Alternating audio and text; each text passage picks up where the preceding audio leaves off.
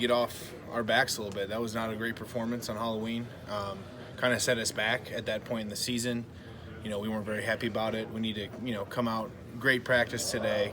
Guys have been practicing, really well these past couple of weeks. So I think that's translating into great performance on the game. But, we're not going to focus too much on the fact that they've got us a few times in a row. So they got to come to Paycor. Stan's going to be rocking. It's going to be a fun Sunday afternoon. From an offensive line standpoint, what went wrong on Halloween that allowed Myles Garrett and those guys to kind of be able to get after Joe the way they did? I think that we didn't do what we've done in the past couple of weeks here, which is try and neutralize their great playmakers. And obviously he's a dynamic player. So we're going to be focused on him. Obviously we're going to send him, the attention that he deserves because he can, bust up the game a little bit. So, we're going to, practice hard. And it really all comes down to technique too. You can't freak out when you play a dynamic player like that. But, we're going to give him the attention he deserves. I think one thing, Ted, that Sam said just a couple moments ago was after that game, the team collectively had to look themselves in the eye and say, that's not who we want to be coming out of the bye. We can be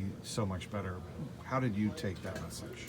I agree, saying that it wasn't who we want to be. I mean, that was a tough night on Halloween. We know we had one more game after that till the bye, and we've done a good job since then. I think it comes down to the effort and attention to detail that we're preparing at, and guys being ready to perform their best when it counts the most on Sunday afternoon. So whatever the routines these guys have been doing, we need to keep it up. Everyone's kind of gotten in the flow of a season here, and now as it winds down to the crunch time, we really need our best performances. So after going through a training camp against DJ Reader, what is your view of him as a player? And did anything surprise you? You would have heard about him, I'm sure. I played against him, maybe. I played against him a few times before this, but what a huge advantage for me to practice against a guy of that caliber. I think in the middle of this season, a lot of centers had a false sense of security playing the Bengals because he was not in there.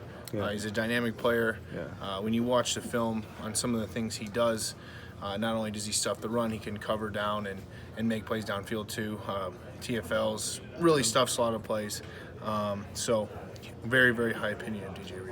And you said you agreed with Sam's message that Trags mentioned. Would you guys say you are where you want to be, or are you at least getting closer to where you want to be right now? Closer. I mean, 8 wins is not going to do anything for us. 8 wins, we're going home in January. So, we need to keep winning games here, and keep vying for a top spot in this conference. Who knows what that'll look like in the end, and we kind of just want to put our heads down, get one win at a time, and then see when the dance comes, who's on our dance card. Going back to Myles Garrett, I think one thing Joe Burrow said earlier is the one thing that differentiates the Browns from everyone in the league is they have Myles Garrett, other people don't. Why is he such a challenge for so many teams who go against him? Well, I think he's very huge. He's a huge person.